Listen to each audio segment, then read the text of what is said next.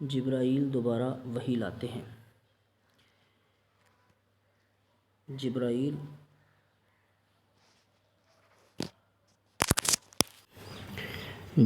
دوبارہ وحی لاتے ہیں۔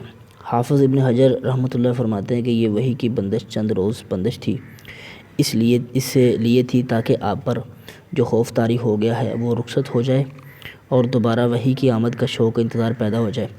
چنانچہ جب حیرت کے ساتھ سائے سکڑ گئے، حقیقت کے نقوش پختہ ہو گئے اور نبی صلی اللہ علیہ وسلم کو یقینی طور پر یہ معلوم ہو گیا کہ آپ خدائے بزرگ و برتر کے نبی ہو چکے ہیں، ٹھیک ہے جی، اور آپ کے پاس جو آیا تھا وہ وحی کا سفیر اور آسمانی خبر کا ناقل ہے، اور اس طرح وحی کے لیے آپ کا شوق و انتظار اس بات کا ضامن ہو گیا کہ آئندہ کی وحی کی آمد پر آپ ثابت قدم رہیں گے اور اس بوجھ کو اٹھا لیں گے۔ تو جبرائیل علیہ السلام دوبارہ تشریف لائے۔ صحیح بخاری میں حضرت جابر بن عبداللہ سے مروی ہے کہ انہوں نے رسول اللہ صلی اللہ علیہ وسلم کے زبانی بندش وحی کا واقعہ سنا اور آپ فرما رہے تھے، میں چلا جا رہا تھا کہ مجھے اچانک آسمان سے ایک آواز سنائی دی۔ میں نے آسمان کی طرف نگاہ اٹھائی تو کیا دیکھتا ہوں کہ وہی فرشتہ جو میرے پاس حرا میں آیا تھا آسمان و زمین کے درمیان ایک کرسی پر بیٹھا ہوا ہے۔ میں اس سے خوف زدہ ہو کر زمین کی طرف جا جھکا، پھر میں نے اپنے اہل خانہ کے پاس آ کر کہا، مجھے چادر اوڑھ دو۔ انہوں نے مجھے چادر اڑا دی۔ اس کے بعد اللہ تعالیٰ نے یا ایھا المدثر والرجز فاہجر تک آیت نازل فرمائی۔ نزول وحی میں گرمی آ گئی اور وہ پے در پہ نازل ہونے لگی۔ وحی کی اقسام، اب یہ کتاب والے نے درمیان میں ایک نیا چیپٹر دیا ہے، وحی کی اقسام، یہ بھی سمجھ لیں، پڑھ لیں، اچھی بات ہے۔ وحی کی اقسام، اب ہم سلسلہ بیان سے ہٹ کر، یعنی ایک جملہ معترضہ سمجھے، ٹھیک ہے، سلسلہ بیان سے ہٹ کر یہی رسالت و نبوت کی حیات مبارکہ کی تفصیلات شروع کرنے سے پہلے وحی کی اقسام ذکر کرنا چاہتے ہیں، کیونکہ یہ رسالت کا مصدر و دعوت کی کمک ہے، ٹھیک ہے جی۔ علامہ ابن قیم رحمۃ اللہ نے وحی کی حسب ذیل اقسام مراتب کی ہے، ٹھیک ہے جی۔ سچا خواب، سب سے پہلی قسم سچا خواب، اسی سے نبی کریم صلی اللہ علیہ وسلم کے پاس وحی کی ابتدا ہوئی۔ فرشتہ آپ کو، اب دوسری قسم کون سی ہے؟ فرشتہ آپ کو دکھائی دیے بغیر آپ کے دل میں بات ڈال دیتا۔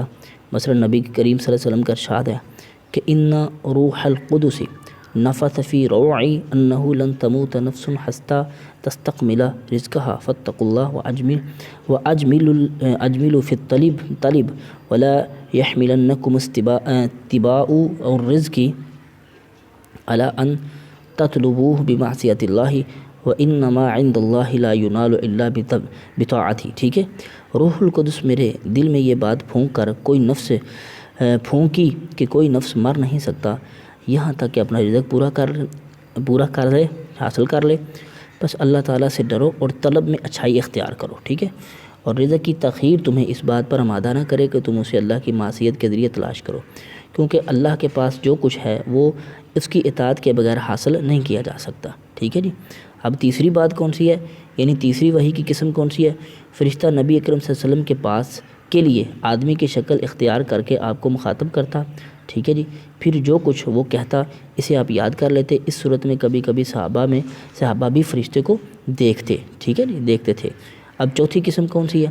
آپ کے پاس وحی گھنٹی کے ٹنٹنانے کی طرح آتی، ٹھیک ہے، یہ صحیح البخاری میں بھی موجود ہے، ٹھیک ہے۔ وحی کی یہ قسم سب سے سخت صورت ہوتی تھی، اس صورت میں فرشتہ آپ سے ملتا تھا، وحی آتی تھی جو سخت جھاڑے کے زمانے میں، یعنی سخت سردی میں بھی آپ کی پیشانی سے پسینہ پھوٹ پڑتا تھا، آپ اونٹنی پر سوار ہوتے تو زمین پر بیٹھ جاتے۔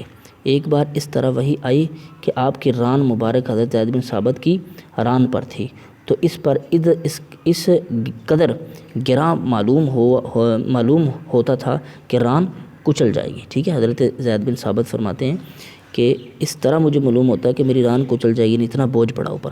اب پانچویں قسم کون سی ہے؟ آپ فرشتے کو اس کی اصلی اور پیدائشی شکل میں دیکھتے اور اسی حالت میں وہ اللہ تعالیٰ کی حسب مشیت آپ کی طرف وحی کرتا۔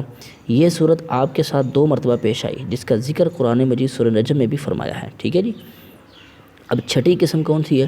وہ وحی جو آپ پر معراج کی رات نماز کی فرضیت وغیرہ کے سلسلے میں اللہ تعالیٰ نے اس وقت فرمائی جب آسمانوں کے اوپر تھے۔ اب یہ چھٹی قسم ہے، یہ ایک ہی مرتبہ ہوئی ہے، ٹھیک ہے۔ اب 7ویں قسم کون سی ہے؟ فرشتے کے واسطے کے بغیر اللہ تعالیٰ کی آپ سے حجاب میں رہ کر براہ راست گفتگو، جیسے اللہ تعالیٰ نے حضرت موسیٰ علیہ السلام سے گفتگو فرمائی۔ وحی کی یہ صورت حضرت موسیٰ علیہ السلام کے لیے نص قرآن سے قطعی طور پر ثابت ہے، لیکن نبی صلی اللہ علیہ وسلم کے لیے اس کا ثبوت قرآن کی بجائے معراج کی حدیث میں ہے۔ بعض لوگوں نے ایک 8ویں قسم شکل کا بھی اضافہ کیا ہے، یعنی اللہ تعالیٰ رو در رو بغیر حجاب کی گفتگو کرے، لیکن یہ ایسی صورت ہے جس کے بارے میں سلف سے لے کر خلف تک اختلاف چلا آ رہا ہے۔ اب یہ درمیان میں اس نے 7 قسمیں بتائی ہیں وحی کی، ٹھیک ہے جی۔ آگے چلتے ہیں، آگے کیا ہے جی، میرا خیال ہے کہ یہ اگلے لیکچر میں پڑھیں گے کیونکہ ایک نیا چیپٹر شروع ہو گیا، ٹھیک ہے۔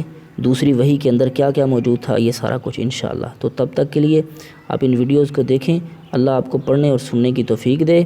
السلام علیکم ورحمۃ اللہ وبرکاتہ۔